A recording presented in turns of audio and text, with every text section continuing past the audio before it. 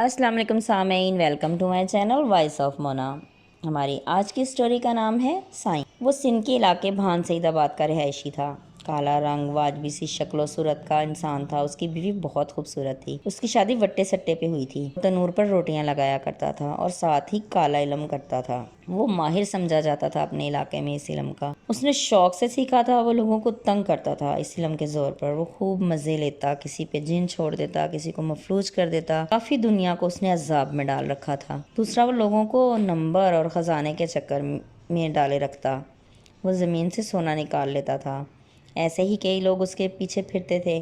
وہ کافی لوگوں کی زندگی تباہ کر چکا تھا۔ لوگ جائز ناجائز کاموں کے لیے اس کے پاس آتے اور پانی کی طرح پیسہ بہاتے۔ کسی کا کام ہو جاتا تو کوئی خالی ہاتھ لوٹ جاتا۔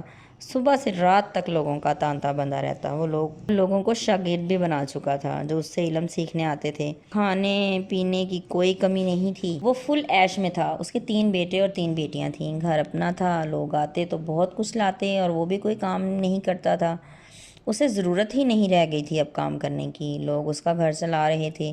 وہ دور دور جاتا، لوگ لاکھوں روپے اکٹھے کر کے لے آتا۔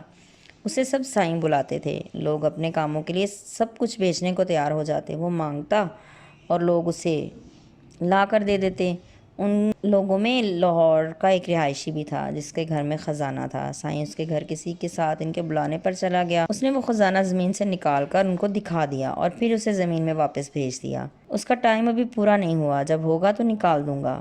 پھر وہ ان کو کھاتا رہا تقریباً 10-15 سال۔ وہ بھی بے وقوف تھے لیکن وہ کام بھی نہیں ہوا۔ وہ گھر بک گیا۔ وہ لوگ خزانے کے چکر میں گھر سے بے گھر ہو گئے اور سائیں کے گھر ہی جا پہنچے۔ اس کی نیت خراب تھی۔ خیر، وہ لوگ وہاں 3 سال رہے لیکن اس کی کوئی مدد نہ کی۔ وہ پھر حیدرآباد چلے گئے کی بہن کے پاس۔ وہاں محنت مشقت کرتے رہے۔ وہاں ایک دن اطلاع آئی کہ سائیں کو ہارٹ اٹیک ہوا ہے اور وہ مر گیا ہے۔ پھر وہ لوگ وہاں سے کراچی چلے گئے۔ وہاں بھی کافی تکلیف اٹھائی۔ پھر انہوں نے فیصلہ کیا کہ اب واپس لاہور چلے جانا چاہیے۔ پھر وہ واپس آ گئے۔ کبھی لالچ نہیں کرنا چاہیے۔ وہ فیملی اب بھی کرائے کے مکان میں رہتی ہے اور حالات جوں کہ توں ہیں۔ حالات نہیں بدلے کیونکہ حالات اللہ بدلتا ہے، اور محنت کے ساتھ، لالچ کے ساتھ انسان کو کچھ حاصل نہیں ہوتا اور وہ کہیں کا بھی نہیں رہتا۔ جیتے رہیے، خوش رہیے۔ ملتے ہیں اگلی کہانی کے ساتھ۔